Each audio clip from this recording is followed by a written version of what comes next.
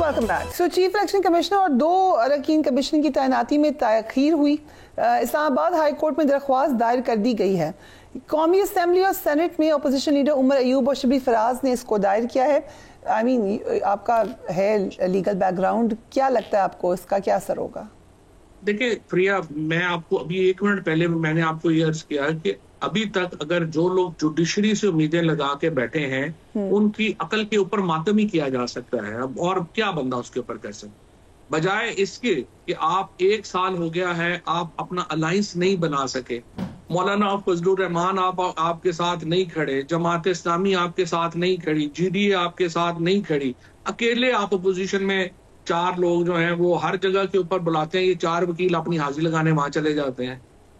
आपने पीटीआई को बहैसियत पार्टी शदीद नुकसान पहुंचाया इन लोगों ने। अब इस वक्त जो प्रॉब्लम आ रहा है कि आप जुडिशरी चले जाएंगे, वो नोटिस करके बैठ जाएंगे, अल्लाह खैर सल्ला।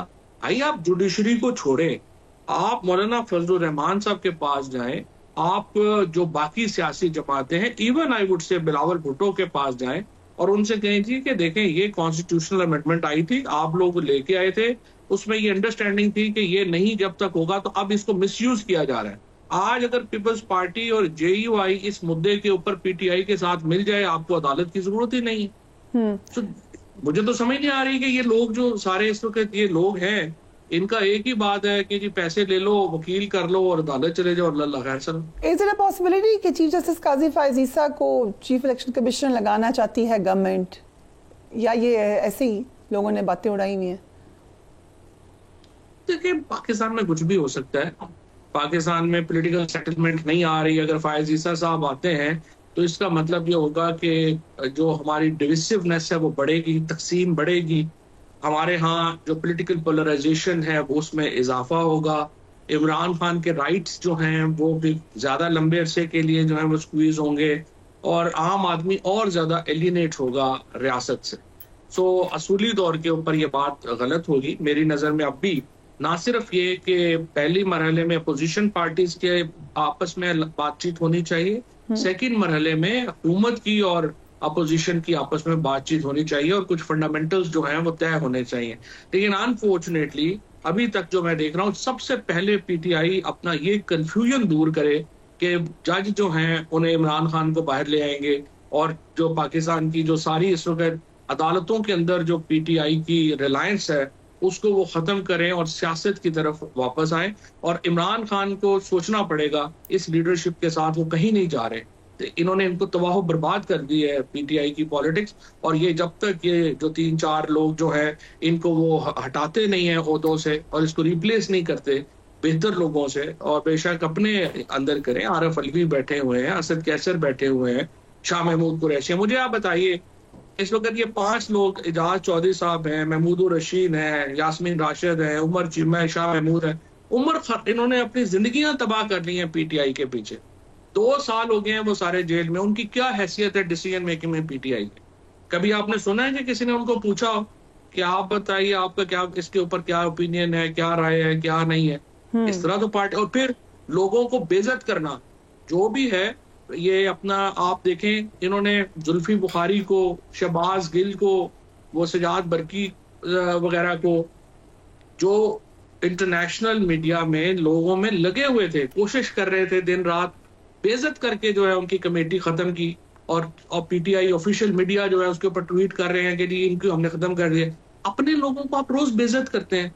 जो उन्होंने फैसल के साथ किया, एक बंदा दिन रात सुबह से लेकर रात तक लगा हुआ है, 1 मिनट में आपने उसको बेइज्जत कर दिया, परे कर दिया। कौन आपके साथ खड़ा होगा इस तरह? जो लोग जेलों में जाते हैं, कभी पार्टी उनके साथ कभी किसी ने पूछा ही नहीं, सिवाय ट्वीट कर दिया फलाना भी चला गया, फलाना भी चला गया। किधर थे आप लोग जब लोग जेलों में थे? अब भी किधर है आप लोग जब जो लोग जेलों में हैं? ये तो अजीबोगरीब माहौल बना हुआ। सो आप मिलते होंगे लोगों से, वर्कर्स से, क्या कहते हैं लोग आपसे? पीटीआई का वर्कर बड़ा डिसग्रंटल्ड है। मैं तो जो 9 मई के केसेस में देखता हूँ लोगों को जो आते हैं, मिलते हैं, देखते हैं, उनको मैं समझता हूँ बड़े मायूस, और उनको ये लगता है कि पार्टी मुश्किल वक्त में उनके साथ खड़ी नहीं हुई। और पीटीआई में ये रवायत ही अब बन गई है कि जब भी कोई मुश्किल में हो पार्टी पीछे से दौड़ लगा देते हैं। लोग ये लीडर जो बनाए हैं ये पीछे से दौड़ लगा देते हैं कि खड़े नहीं होते, जिसकी वजह से लोगों की जिंदगियों जो है अजीरन हो गई हैं और ये लोग उनके साथ खड़े नहीं। Okay, something about the civil awards. आपकी भी सुना रिकमेंडेशन पे कोई अवार्ड मिला था उस ज़माने में जिस पे तनकीद होती रही, पीटीआई के ऊपर भी होती रही, अब फिर होती रही है। आपके ख्याल से जायज़ है ये तनकीद? देखिए, बात यह है, पहली बात तो यह है कि हमने माविश शजात को जो ये अवार्ड जो कह रहे हैं, माविश शजात को अवार्ड मिला था, बाद में रेशम को प्राइड ऑफ परफॉर्मेंस मिला, बाद में अंजुमन को हमने जो है बाबा नूरदीन भी थे जो कहा जा रहा था कि वो कप्तान चप्पल बनाते थे। बाबा नूरदीन जो है उनको भी अवार्ड मिला, लेकिन देखिए उनको उनकी कैटेगरीज में अवार्ड मिला। ये तो नहीं हो सकता कि एक्ट्रेस की कैटेगरी में आप साइंटिस्ट को अवार्ड तो नहीं ना देंगे, आप एक्ट्रेस को ही देंगे। जिस तरह से उनको जो अवार्ड मिला बाबा नूरुद्दीन को इसलिए मिला कि जो कप्तान चप्पल थी पूरी दुनिया में, आप देखें नाइकी ने, ये नाइकी नहीं, वन फेमस डिजाइनर नाइकी था या एक था, उन्होंने वो डिजाइन जो है उसके ऊपर जो है वो चप्पल बनाई। आपने अपने जो हुनरमंद है, अपना जो आपका आप समझिए जो कलाकार है आपका लेकिन इसलिए अगर वो कप्तान चप्पल थी ना, अगर वो नवाज शरीफ के नाम से होती या किसी और के, तो फिर आप लोगों की गवर्नमेंट में ना मिलता है अवार्ड, सीधी सी बात है। इस गवर्नमेंट में वो अपने जो लगता है कि थोड़ा सा हमारे सपोर्ट पे हैं उधर मिल जाते हैं। ये बात तो फिर सच है। बात यह है कि ये बात आपकी सही है कि नापसंदीदा लोगों को तो अवार्ड नहीं देंगे और पसंदीदा लोगों को ही अवार्ड देंगे। तो चीफ इलेक्शन कमिश्नर और 2 अरकान कमीशन की तैनाती में ताख़ीर हुई। इस्लामाबाद हाई कोर्ट में दरख्वास्त दायर कर दी गई है। कौमी असम्बली और सेनेट में अपोजिशन लीडर उमर अयूब और शबीर फराज ने इसको दायर किया है। आई मीन आपका है लीगल बैकग्राउंड, क्या लगता है आपको इसका क्या असर होगा? देखिए प्रिया, मैं आपको अभी 1 मिनट पहले मैंने आपको ये अर्ज किया कि अभी तक अगर जो लोग जुडिशरी से उम्मीदें लगा के बैठे हैं उनकी अकल के ऊपर मातम ही किया जा सकता है। अब और क्या बंदा उसके ऊपर कर सकता, बजाय इसके कि आप 1 साल हो गया है आप अपना अलायंस नहीं बना सके।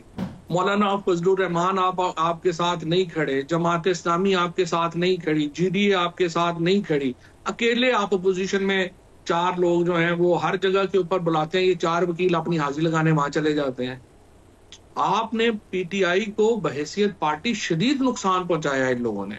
अब इस वक्त जो प्रॉब्लम आ रहा है कि आप जुडिशरी चले जाएंगे, वो नोटिस करके बैठ जाएंगे, अल्लाह खैर सल्ला।